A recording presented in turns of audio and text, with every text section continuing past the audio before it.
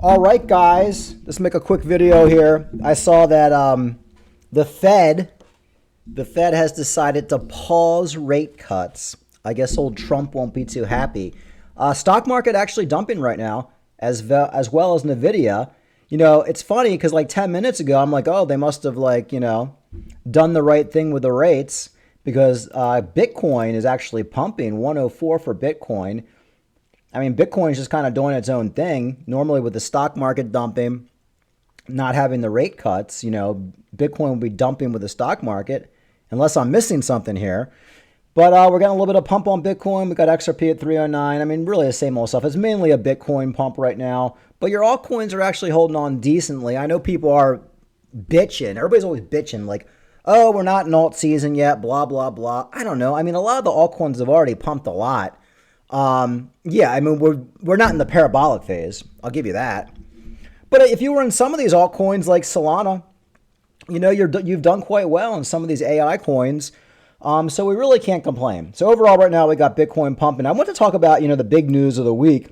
I said it on when we're talking about this whole DeepSeek thing, this whole Chinese AI thing that crashed Nvidia, crashed the stock market. Basically they came out and they said, oh, we were able to do what all you guys could do for $5 million when you guys spent billions of dollars. Chinese company. And I think a lot of people right now are kind of seeing that they're probably full of shit. I saw one article where they were saying that, yeah, they're doing all this. They say $5 million, but they have like $100 million. Excuse me. They have like $100 million worth of NVIDIA chips to do it, which you're not even supposed to have. So I don't trust it at all. I don't want to like make this like a whole like anti-Chinese thing, but I actually spent a couple of months in China when I was in my 20s when I had no money. I was big into Chinese medicine. And my wife and I were like, we can go to China and stay at the Hilton for $10 a night. And we stayed there for like 30 or 40 days. It was great traveling China. I saw the Great Wall. But before I went, I was on all sorts of forums.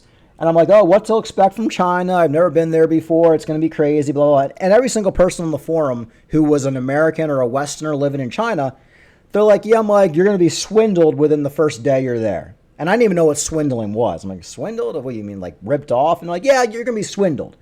I'm like, okay. So me being a guy from Europe, I have family in Greece where everybody's very friendly. They're not going to rip you off at least 25 years ago. The first day in China, they're swindling you. It starts with the taxi cab swindling you. The hotel swindling you. They're adding all sorts of fees. When you do the conversion with the money, the yen, they see you're a Westerner because you stick out like a sore thumb and they take from you. It's just a big swindle over there. And it's kind of part of their culture, especially if you're a foreigner. Now, they'll swindle another Chinese person too. But if you're a foreigner in China, the whole mission is to basically take advantage of you. It's a very weird culture. It's not like Japan where they have honor and all that. It's just the way they are over there. I mean, everybody knows it. So that's why over the last 10, 15 years, if you've been following all these Chinese companies, they're all full of shit. You got Chinese government sending spy balloons over the United States and denying it. It's just a big scam. They're hacking our tech companies. They're back engineering everything we do. They're back engineering our planes.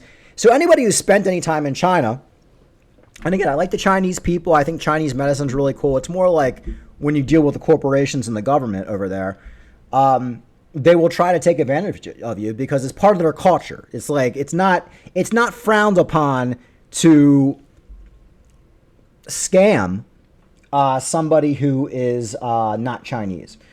So that's why I was very skeptical of this whole DeepSeek thing. It never made any sense to me. And if you've seen since DeepSeek came out, NVIDIA has actually rebounded a little bit. Now, of course, it's crashing because the stock market's crashing.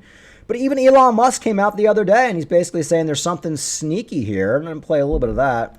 Some breaking news on your screen. Elon Musk, a tech billionaire himself and one of Donald Trump's right-hand men, you might say, has just accused the Chinese company DeepSeek of lying about the breakthrough that saw $1 trillion wiped off NVIDIA. Essentially, Trump says that the Chinese company is lying about how many NVIDIA chips it has accumulated. The emergence of DeepSeek, of course, is something that really does make it competitive against ChatGPT, which is certainly the emergence out of Silicon Valley. So an American company against a Chinese company.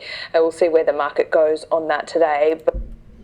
Yeah, and it's not just them talking about it. I saw CNBC talking about it. They had some Chinese guy on there and being like, yeah, they're using like 1,000 NVIDIA chips. I mean, they're not doing anything special because they're using a ton of chips. You got Steven Crowder talking about it a little bit.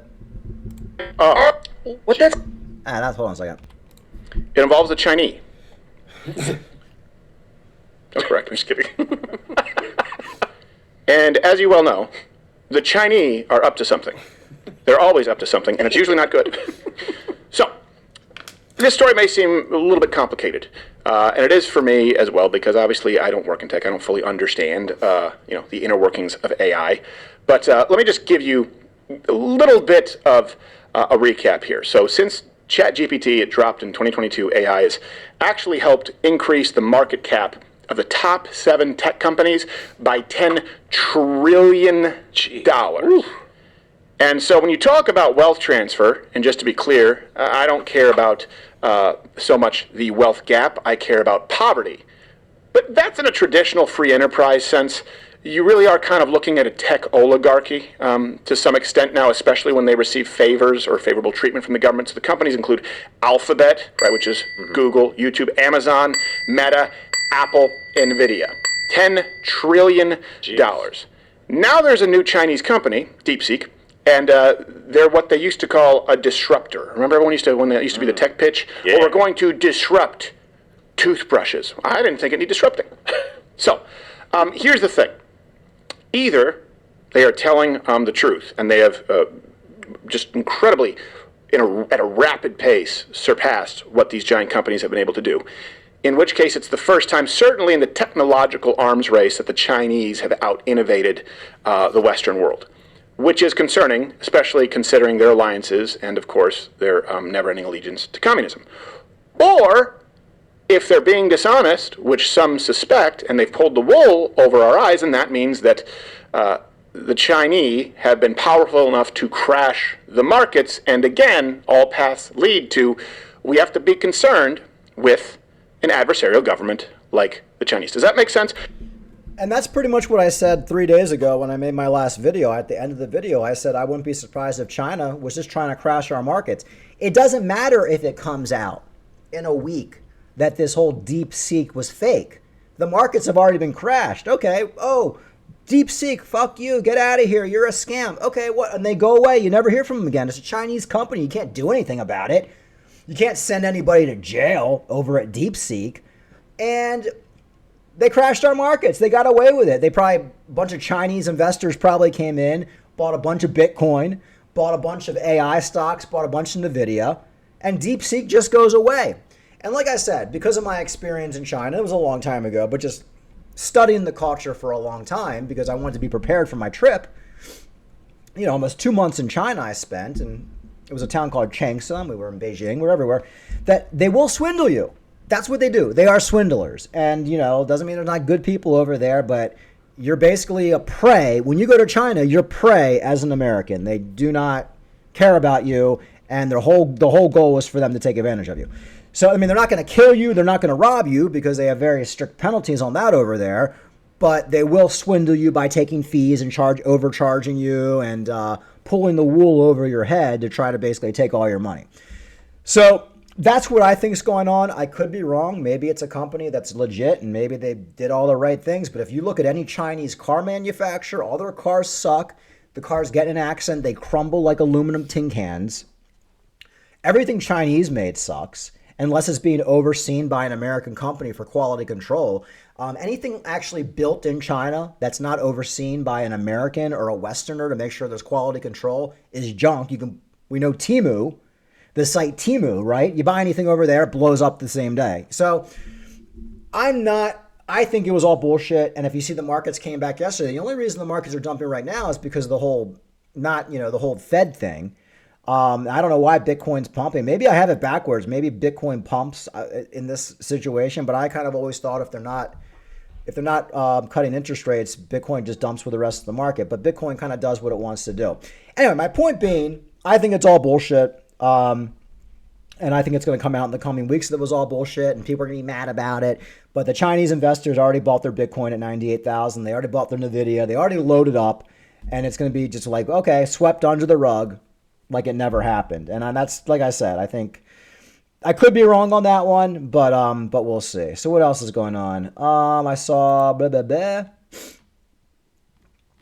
Is XRP price going to crash? Oh, I decided to pick this article. XRP price shows signs of topping out after a rally to its record high akin to its 2018 correction, while bull flag targets 460 remaining in play. XRP will crash. It's going to be one of the biggest pumpers. It's going to be one of the biggest dumpers. I pity anybody who doesn't sell XRP going into the bear market. But I think we're probably going to hit about $5 before there's anything that I would be concerned about. And if you notice, when XRP dumped down to like 280 during this whole DeepSeek AI crash, and now then XRP pumped right back up to 320. So XRP is like very volatile, but it wants to pump. It wants to go to $5, and that's kind of what I'm waiting for. As far as your other coins, they've been kind of like, leveling off a little bit. Cardano under $1. Is there anything really? I mean, really nothing's pumping to it. Everything's kind of following the market right now. We need Bitcoin to make its next leg up. I've been saying this for a while. I think I probably found an article on that too. Maybe not. Oh, XRP falls. But I thought I had an article pulled up, but I read the article, so I can tell you what it was. It was just talking about how XRP is probably going to be $125,000 by March. I think it kind of has to be. I think that's the next leg up for Bitcoin. To see these altcoins make their next leg up, I mean, Bitcoin just has to go to 120, 125. Obviously, January is almost over, and January has been kind of a blah month. I think February is going to be a lot stronger, and I think that alt season, we're going to be full-fledged in it by the spring, going into March. But we kind of have to have that happen. It's one of those things, like the altcoins aren't going to pump until Bitcoin makes its next leg up. And a lot of people are getting bored right now. I was listening to Crypto Ran this morning.